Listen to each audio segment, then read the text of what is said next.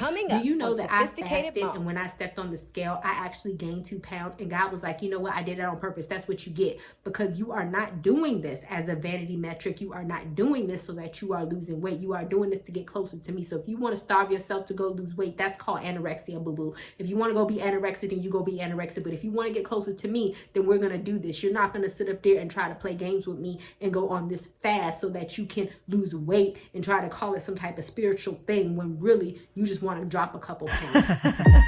Dedication, reservation, take a look inside your salvation. Do every good work, it takes patience, like a butterfly. What's up, guys? Sophia here, and I'm back with another video. If you are new to my channel, then don't forget to subscribe and hit the notification bell so you can stay updated on all my videos. And also don't forget to check the description box, because I always put a lot of stuff in there, including my ebook that is only 99 cents, and it is about everything you need to know about spiritual fasting, which of course is going to come in handy for you, because that is the topic of this video. And as somebody who has practiced spiritual fasting a lot, I have not done it in a while, I can promise you that when you really learn to harness the art and understand fasting and spiritual fasting and what it is for, and why God's, why everybody do it in the Bible, because everybody do it in the Bible. Why does he tell us to do that? Then this can get you a direct answer from God. It can get you healing. It can get you an answer to your prayers. It can get you, like, if you are like, God, I need something right now, I need you to come through, and you've been praying and he ain't been coming through, I promise you that oftentimes fasting can bring in that breakthrough, provided caveat that what you are fasting and praying for is within God's will. But we're going to get into all of that on how you can differentiate. And so the first thing that you need to do, that you need to understand, is we're going to get into some of what fasting is for. I'm not going to get into every single person that fasted into the Bible, because this video would be like an hour long, but I am going to get into some individual people and paraphrase why they fasted, so that you can understand that if you decide to embark on a fast, what exactly you are doing, what it is and what it is not. It is not some superficial means to lose weight. It is not some type of thing to like develop some eating disorder. It is not any of that. It is done for a specific reason, and the reason is often spiritual. So the fasting is just one aspect of it, but the bigger aspect of it is to control the flesh, because we know that ideally, let's say we're fasting from food, right? We need food to survive, but when you are choosing to fast, you are saying to God, you are all I need. And so I'm going to deny my fleshly body that is existing here on earth and choose only to be fed by the spiritual food that you give me, because during the fasting you are praying, you are being one with God, you are reading your Bible, you are going through a whole spiritual journey. And like I said, I do explain this in my book. I'm not going to like do a whole bunch of that here, but it is an actual progression of not just fasting, but also being one with God. You are allowing him to feed you while denying the physical flesh of your body and saying that you need him. And so that's why it's like getting his attention, because you're literally saying, I am denying something that I feel that I need here on earth, because I'm saying that you're the only one that I need. And therefore God kind of turns his head like, what, girl, you trying to have faith, girl? What? And then he kind of listens to you, because it's kind of like your flesh or your body or your spiritual body is crying out to him, saying, God, I need you to come for me right now. I need you right now. I'm denying food. I don't need none of that. What I need is you, right? So that's just the basic premise of it. Let's get into some of the people who fasted. First, Esther. So if you want to read the book of Esther, it is very short. Specifically, you can go to chapter 4, 16 through 5. So Esther decided to fast from food, and she decided to fast from water for 3 days. The reason why Esther decided to fast is because her uncle Mordecai came to her and was like, yo, you need to go to your husband, which was the king, and you need to help save the Jews because they were facing annihilation. So Esther was like, okay, but I can only go to the king unless he summons me. And if I go before the king on petition, I can die. So therefore she was like, you know what? I am going to fast. So here's what she said in Esther 4:16. Go gather all the Jews that are present in Susa and observe the fast for me. Do not eat or drink for 3 days, night and day. I and my maidservants will also fast the same way. Then I will go and see the king without being summoned, which is against the law. And if I perish, I perish. So you have to notice a few things here. First is that there are strength in numbers. If there is really something that you want to get a spiritual answer from God from, let's say maybe your family is, wanting to go through a spiritual situation, many churches tend to fast as a specific group. Or if there is something that you want to petition God for, you really need an answer or a breakthrough to your prayer, then you can always get multiple people to do it. Because notice she had a whole city and a town do it, and her maids wasn't even Jewish. I mean, they was like, wow, who are you? Also notice what she said, if I perish, I perish. Because ultimately, yes, fasting does get God's attention, but it is not the situation where it's like I expect God to give me just because I fast, just because I did this, that, and the third. So this is what I was talking about in the beginning of the video when I said fasting provided that it was in God's will for you to get what you want. So understand that when you fast, you can't be angry at God that when you fast that you don't get the exact answer that you want in the exact way. You have to fast willing to get the answer that God wants to give you. That's when she was like, I'm gonna go on a fast, and if I perish, then I perish. That is God's will, point blank, period.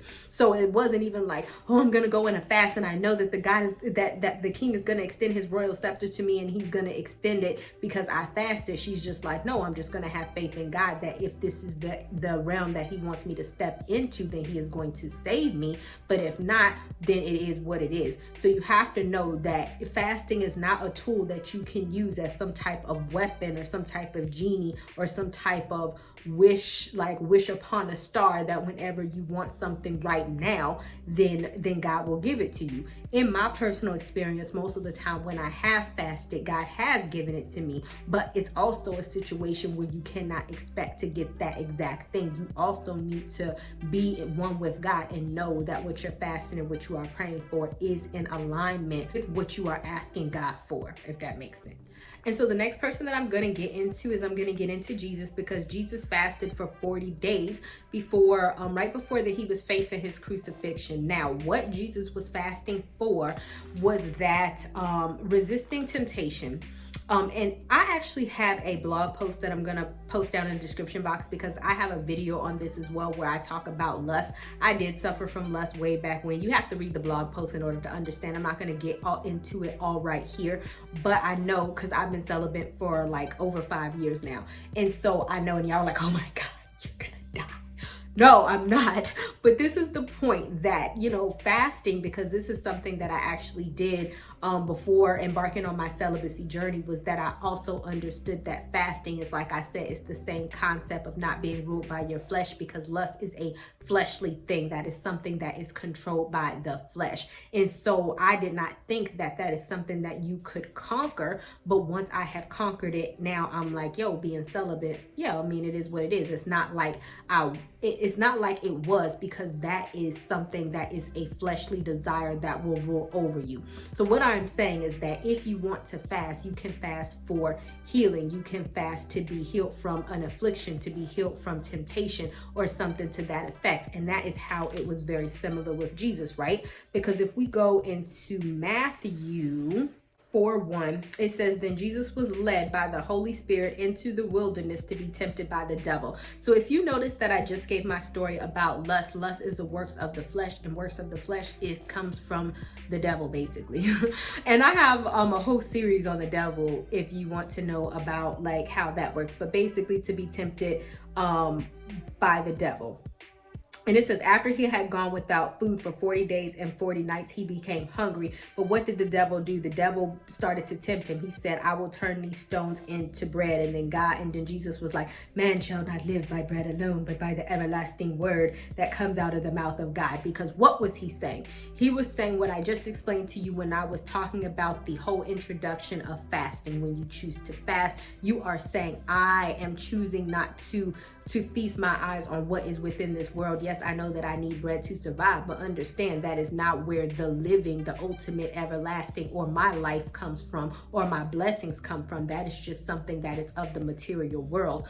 What the blessings come from is from God. So therefore, he did not feed into that temptation. And that's what he was basically telling the devil, like, that it's not about living by bread alone, because in the end, yes, I'm fasting for 40 days, but I'm going to come out of this fast and I'm going to eat. Like, I don't need to eat right now. What I need is the word of God to feed me, because I'm getting ready to go through, his crucifixion, because it was very hard and he was going to need some strength not to like give up, right?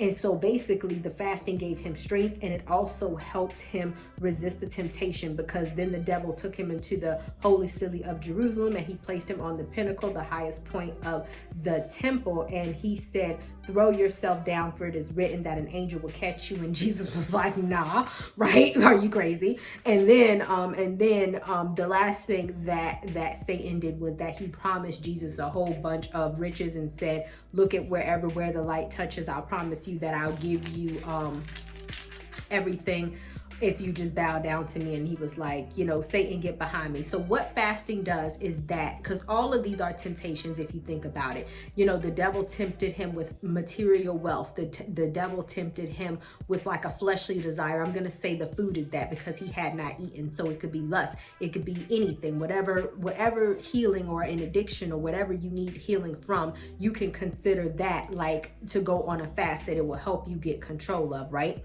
And so basically, because you're fasting and you're becoming one with God, yes, it is very difficult to deny these things, but once you do, it makes you stronger, because mind you, he hadn't eaten in 40 days. If somebody holding a piece of bread in front of you, the only thing that is keeping you from eating that piece of bread is God's will, because you're hungry as I don't know what. But the fact that you can be sitting up there, and I even know that when I fasted, I have actually sat in a restaurant on somebody's going away thing and not ordered food, and everybody was eating around me. And that is when you have to lean on the everlasting hands of the Lord, like legit the everlasting hands of the Lord, and you're like, nope, I'm not hungry, I'm just gonna rely on the Lord and have him give to me the joy, because really that's what you're gonna have to rely on in order not to feed into the temptation. But once you master this, that's why I can master celibacy, that's why you can master other things, that's when you can be more disciplined, that's when you can overcome addictions, because all of those things are fleshly things, right?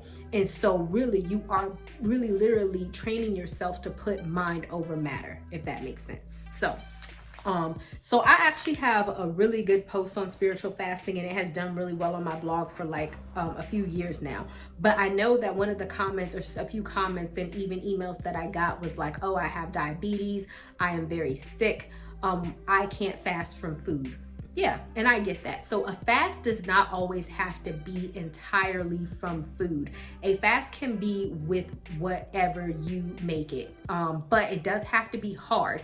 So if you go to Daniel, and I'm not going to read it, but Daniel in chapter 1, verse 12, and Daniel verse 10 in chapter 2 through 3, Daniel basically decided to become a vegan, and he decided to give up meat. Now, if you are a meat lover, then yes, that might be very difficult for you. If you are already a vegetarian or a vegan and you are giving up meat, then no, that is not difficult for you. So therefore, that would not be a sufficient fast. So whatever you decide to fast from, it has to be something that causes you some type of, I know it's going to sound bad, like when I say pain or affliction, but it definitely has to hurt for it to be taken away from you. Just like when you think about the aspect of food, or how Esther took food and water, these are things that we need. These are things that your body's going to be yearning for. So if you are fasting from something, is it coffee? Because people are addicted to caffeine, people are addicted to coffee. If you choose to fast from that, you can't just do it for a day, because what is that? It's like, do it for a specified time that is long enough for you to really feel the withdrawals of that coffee,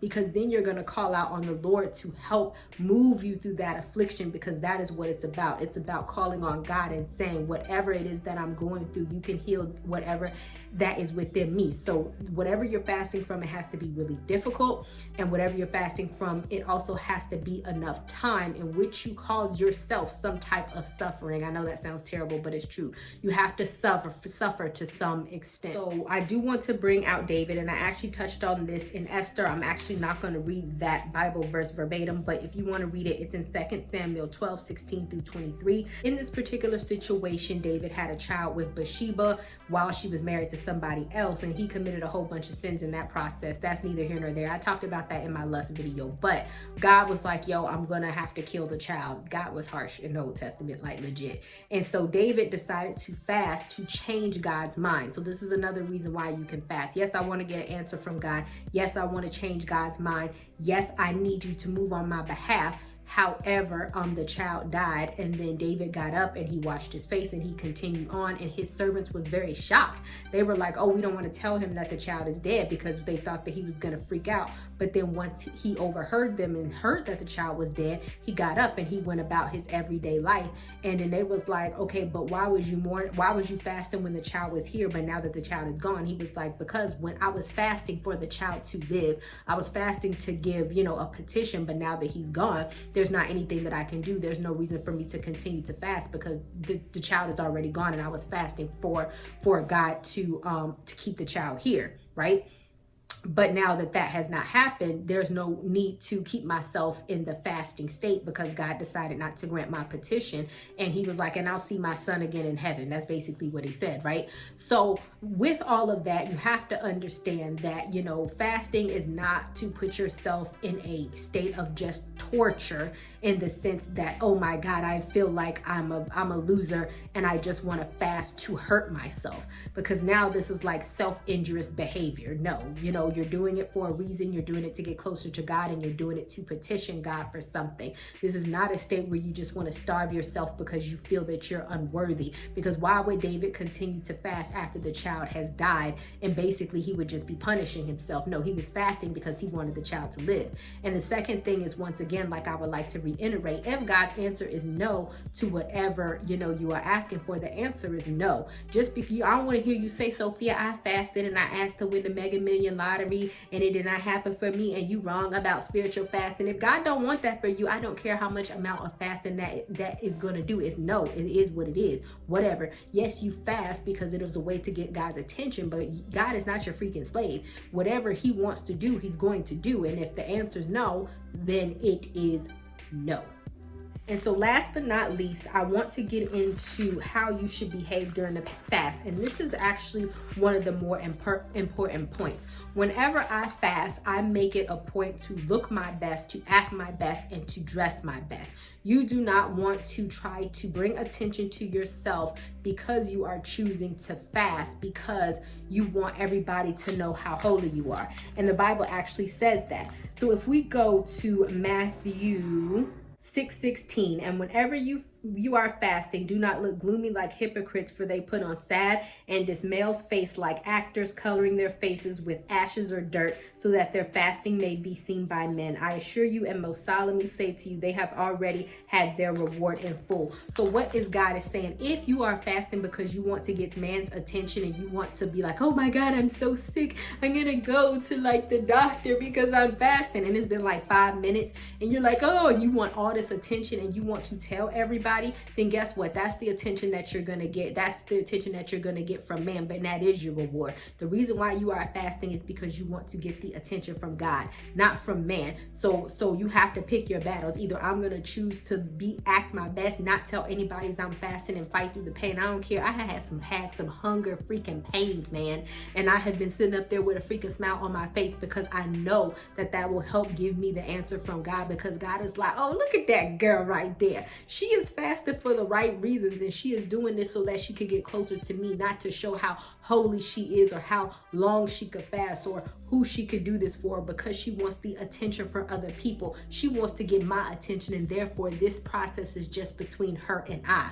But if you start trying to bring other people into it, then God is like, okay, but that's who you're doing it for. You're not doing this for me. If you want the attention of other people, and you want to talk about it with other people so other people can be, oh, you're so brave. I can't believe you're doing that. That's so amazing. Wow, okay, well, that's your reward right there. Not from God, because you're not doing it for the right reasons. So remember, it's not for a vanity metric. It's not for you to be dieting. It's not for you to lose weight. Yes, these things may happen. And one time, God checked me on this. I was like, oh, I'm just gonna fast / try to lose weight at the same time. Do you know that I fasted, and when I stepped on the scale, I actually gained 2 pounds, and God was like, you know what? I did it on purpose. That's what you get, because you are not doing this as a vanity metric. You are not doing this so that you are losing weight. You are doing this to get closer to me. So if you want to starve yourself to go lose weight, that's called anorexia, boo-boo. If you want to go be anorexic, then you go be anorexic. But if you want to get closer to me, then we're going to do this. You're not going to sit up there and try to play games with me and go on this fast so that you can lose weight and try to call it some type of spiritual thing when really you just want to drop a couple pounds. So don't do that, because there's no fooling God, and he knows why you are doing things. Okay?